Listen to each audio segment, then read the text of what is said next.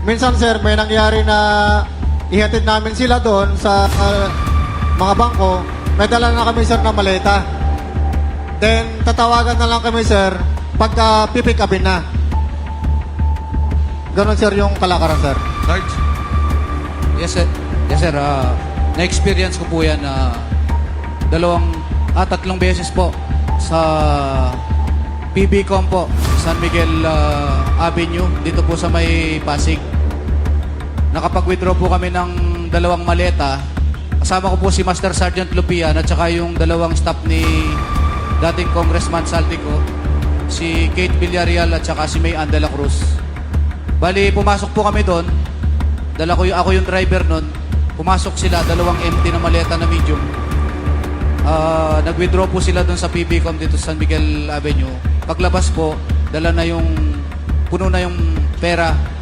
Puno na yung maleta na pera. So ito, dala nyo na yung maleta. Dala namin yung maleta, sir, empty yun. Yung sinasabi kasi ni Sarge, dumarating kayo, may maleta na rin, kasama na. Tama ba? Pagkala sir? Pag pumunta kayong land bank mo, paglabas ninyo, ay pag-withdraw ninyo, may maleta, o may dala kayong walang laman. May dala kami sir na walang laman sir. Then paglabas, Puno na. dala na namin sir yung maleta na may lamang pera. Ang lahat ng loading sa likod ng bangko.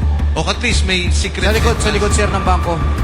Kasi hindi pwede sa San Miguel Avenue dun sa harapan mismo. Okay. Tapos na-experience ko rin sa, sir, sa may land bank, malapit dito sa DepEd mismo ng, Meralco Avenue. Oh, dyan. 2 maleta rin yun, sir. Isang large, yung, kasama ko rin si May Ann de la Cruz tsaka Kate Villarreal. Yan, na-experience ko na mag-withdraw ng, mali-maletang pera.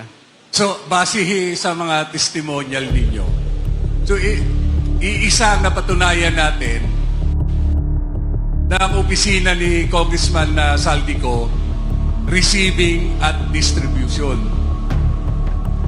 Receiving ng mga kapante doon sa mga flood control projects, whatever man yun. Ibig sabihin, pagpasok, record. Paglabas, record. Sino may hawak ng ledger?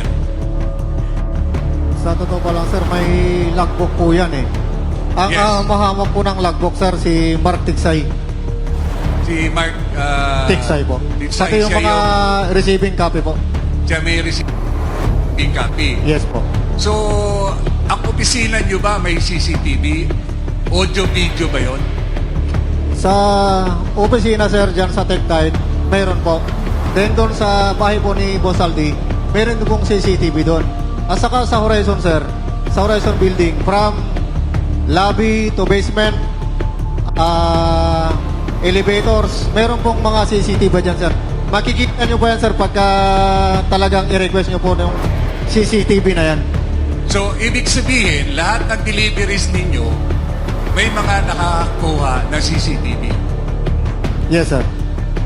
Even it is public place or even it is a private place. And then, proof of deliveries ninyo, pipicturean ninyo at isesend nyo sa boss nyo, item is delivered. Tama? Yes sir, sinesend po sa group chat namin po. So kaya may mga kuha kayo sa mga cellphone ninyo dahil yan ay proof of deliveries na i-report ninyo doon sa opisina o kay Congressman Saldico.